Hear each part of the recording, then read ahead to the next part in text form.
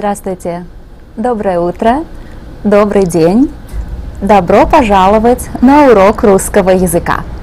Меня зовут Вера Алексеевна. Вы уже хорошо знаете меня, да? Я ваша учительница русского языка.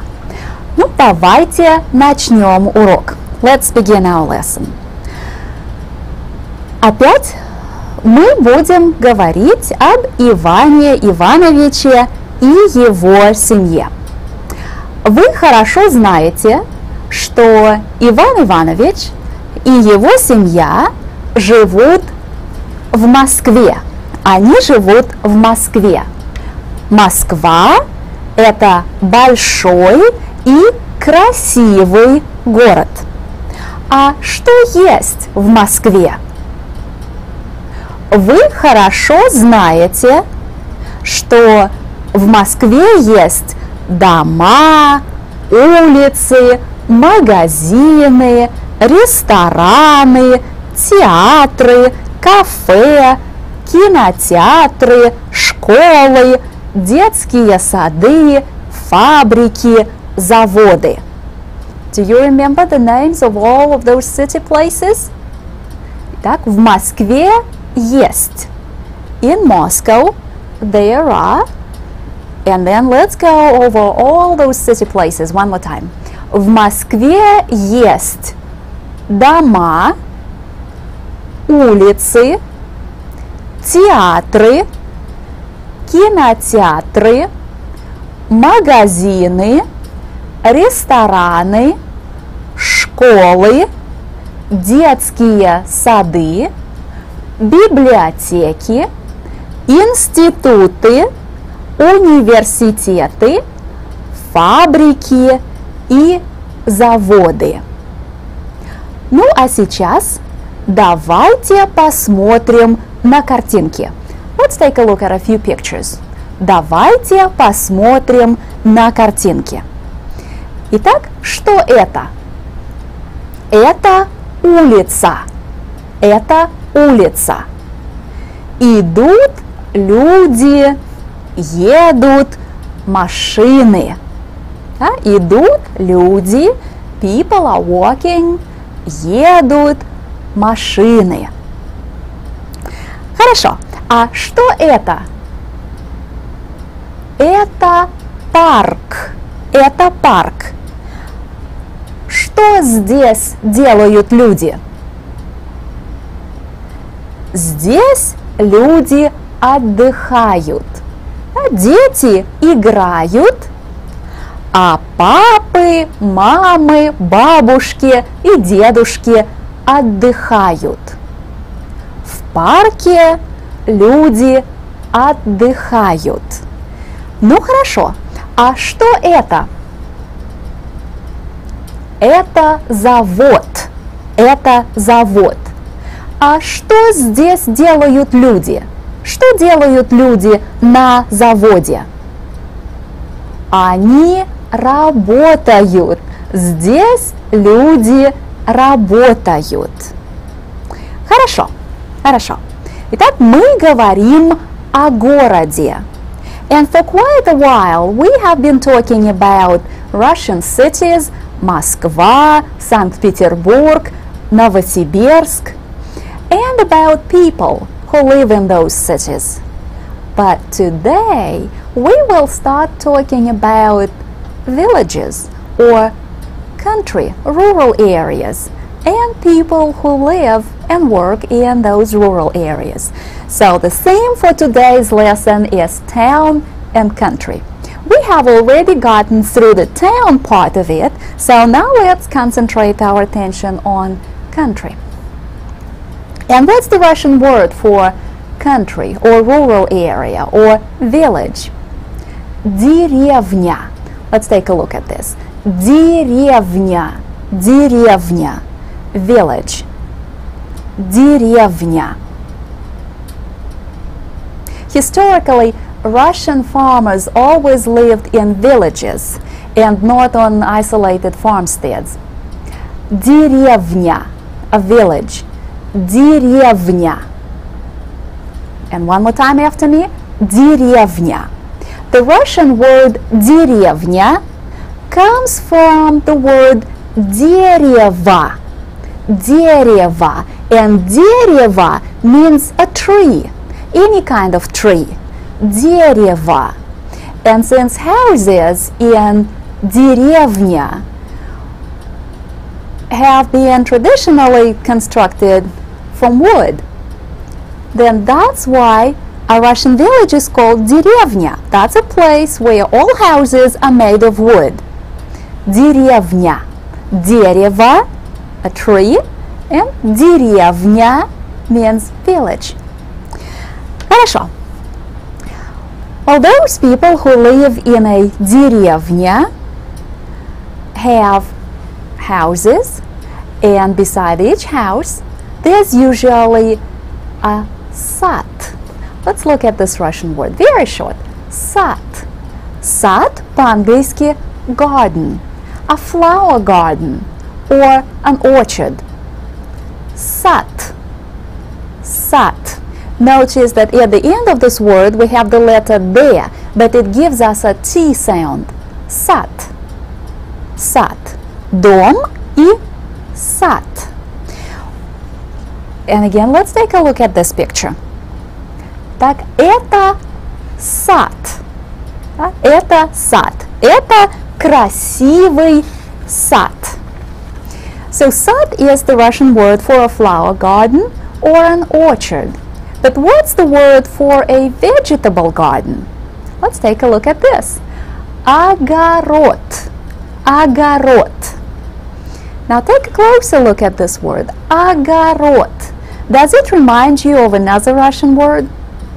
Doesn't it look almost like город, a city?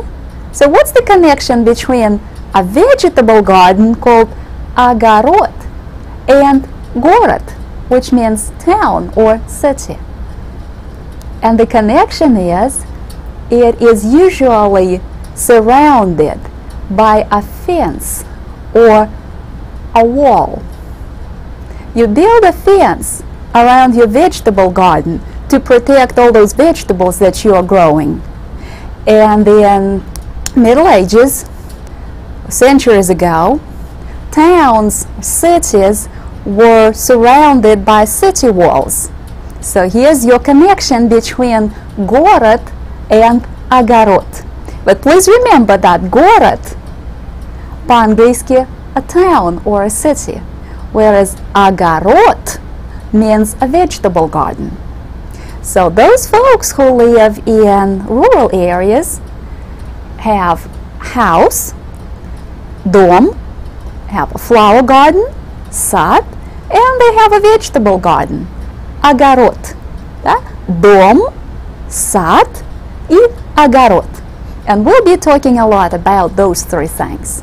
Дом, сад и огород. Now what else can we find in a rural area? The woods, a forest. So let's take a look at our next word. Лес. Лес. Лес. A forest. A stretch of woods. Лес. And very often we can find a river. Река. Река. That's our next word. Река. Лес и река. We need to change the word. Река. Лес и река. A forest and a river. Лес и река. And I hope that everybody is saying these new words after me. Лес и река. Ну, хорошо. So let's take a look at all these new words that we learned today on one page. Так, посмотрите, пожалуйста. Let us take a look at this. Деревня, сад, огород, лес, река. And now I want everybody to read after me. Деревня, сад, огород, лес, река. Хорошо. And as we usually do, let's write all of these words down. We shall start with деревня, the village. Деревня. Oh, what's the word for a garden, a flower garden? Sad. What's the Russian word for a vegetable garden? Remember, a fenced-off vegetable garden. Огород.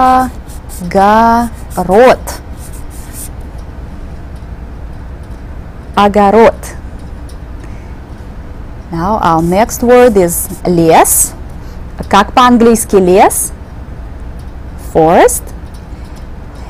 And then река. Река. Как по-английски река? River. Так, деревня, сад, огород, лес, река. Хорошо. Хорошо. Итак, посмотрите, пожалуйста. Это наш учебник. Это наш учебник. Мы изучаем русский язык. Сегодня мы уже изучаем урок номер 9. We have just started lesson number 9. Урок номер 9. Урок номер 9. And урок номер 9 introduces the possessive construction. So today we are going to learn how to say I have, you have, he has, she has. Do you have it?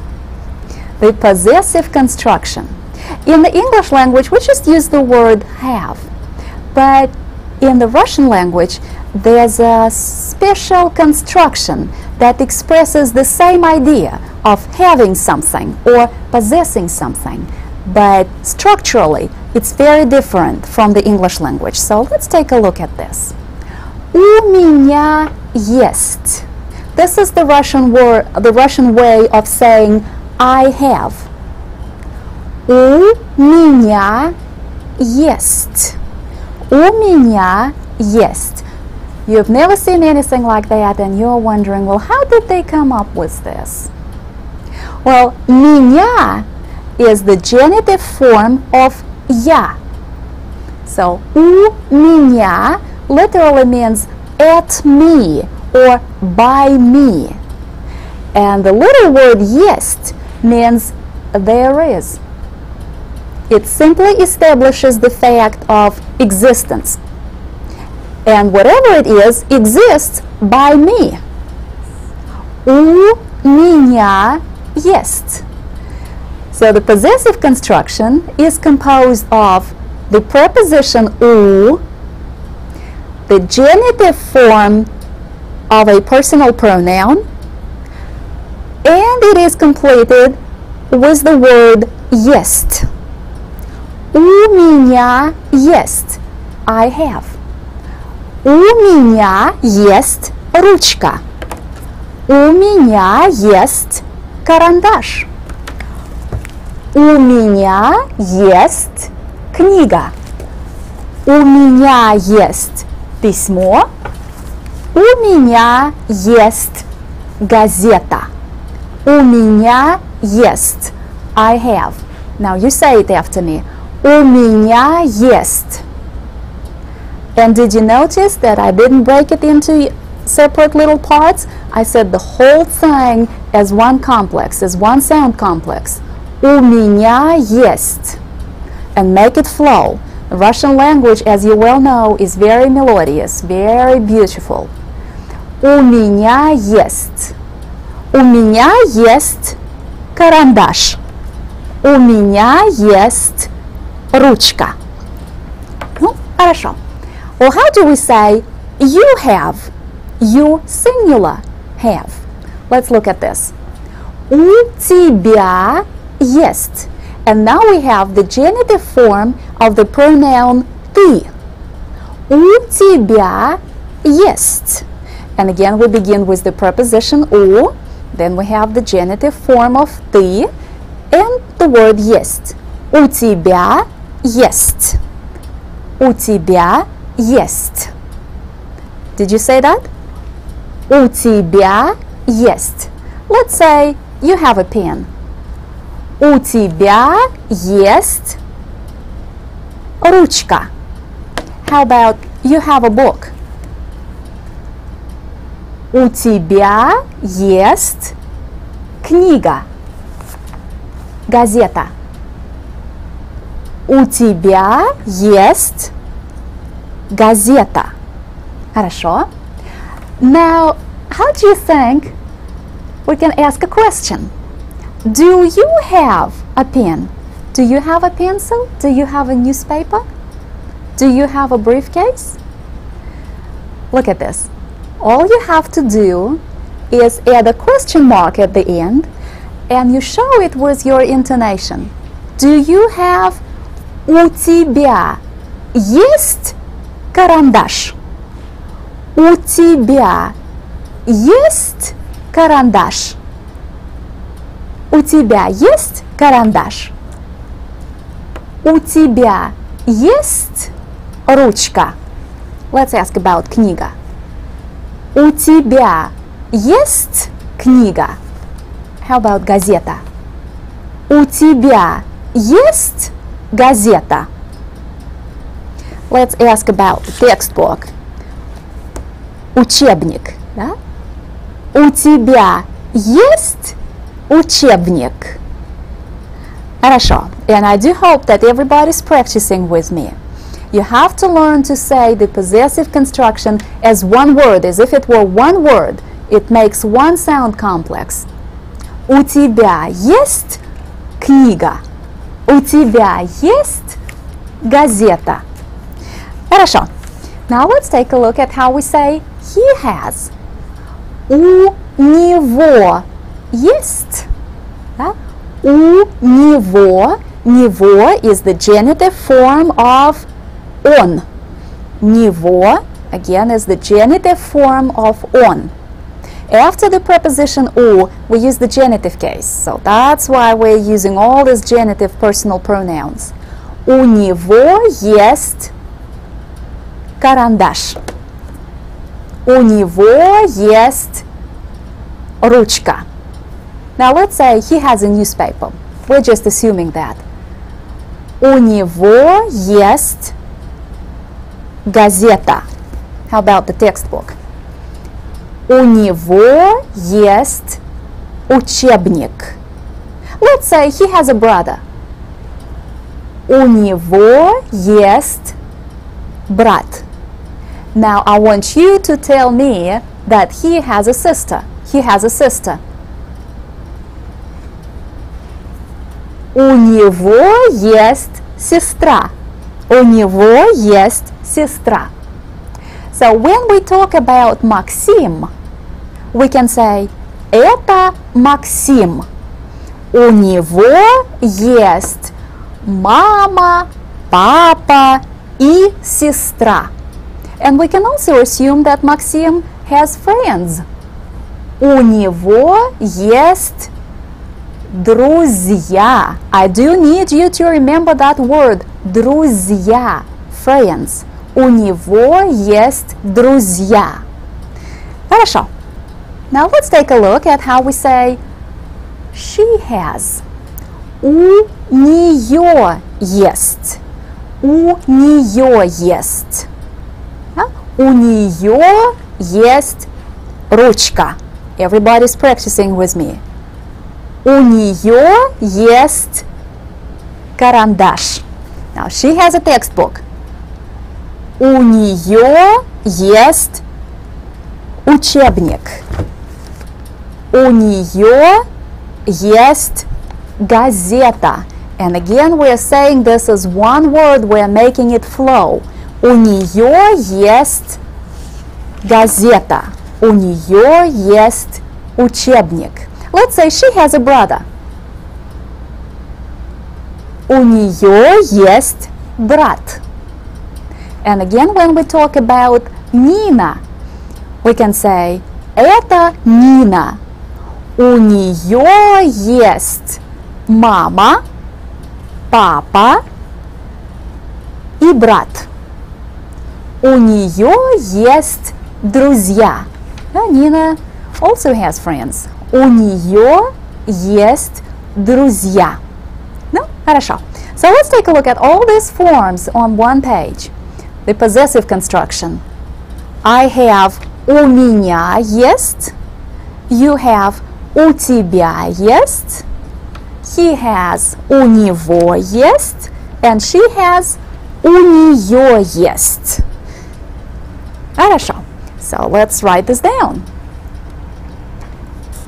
And you remember that the possessive construction begins with the preposition у. Then comes your genitive pronoun. У меня. And you complete the construction with the word есть.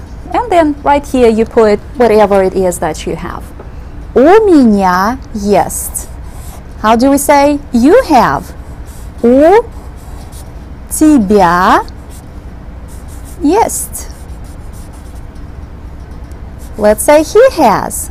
У него есть.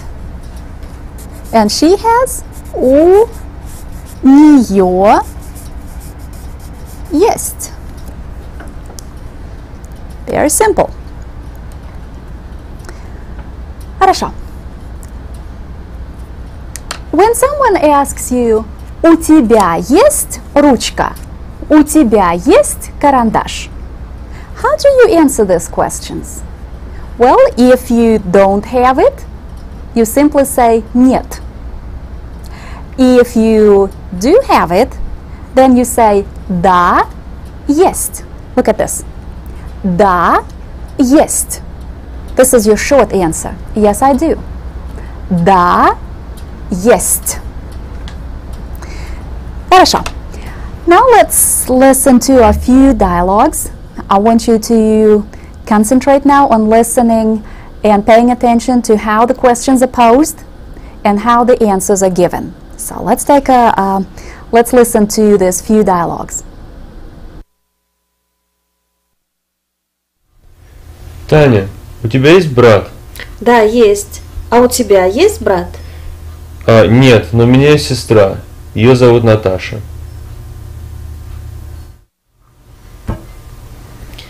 Владимир, у тебя есть собака? Нет, а у тебя? У тебя есть собака? Да, у меня есть собака. У меня есть собака и кот. Таня, у тебя есть ручка? Да, есть. Вот, пожалуйста. Спасибо. Пожалуйста.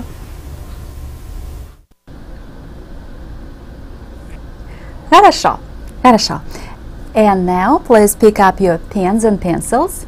And I want you to very quickly translate the following sentences from English into Russian.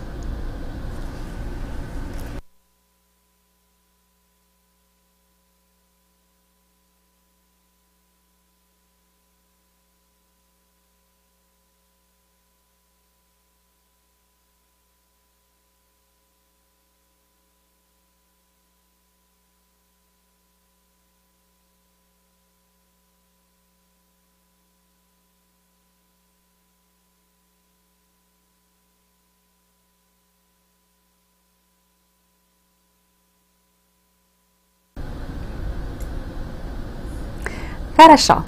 Хорошо. Let's look at the answers now. I have a brother. How do we say that? У меня есть брат. I have a brother. У меня есть брат. This is Maxim. He has a sister. Это Максим. У него есть сестра. And number 3, do you have a dog? У тебя есть собака? Yes, I do. Да, есть. Notice that we used 3 different forms of the possessive construction. У меня есть, у него есть, у тебя есть собака? Да, есть. Ну, хорошо, хорошо. Now, I do want you to practice with this. What you can do is pull out your family photographs and go through them and identify the relatives that you have. And if you have a picture of your dog, you can say, у меня есть собака. And if you have a picture of your cat, say, у меня есть кот. So please practice with that. And you can bring those things to class and talk about all the relatives that you have and all the pets that you have. That'll be a lot of fun. Now, right after this class, start working on additional exercises and practice with the possessive construction.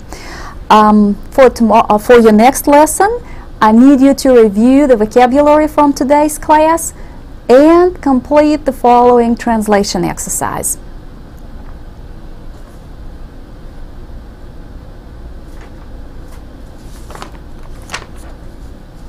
And this is not all, this is just number 1 and number 2 for your exercise, and there is a number 3. Let's take a look at it too. In number 3, you will be practicing with asking questions and supplying short answers. Ну, хорошо. Хорошо. Это ваша домашняя работа. That was your homework, and I hope that by next time everybody will receive a lot of practice with the possessive construction, and this material will be very easy for you to handle. Ну, хорошо. Большое спасибо и до свидания.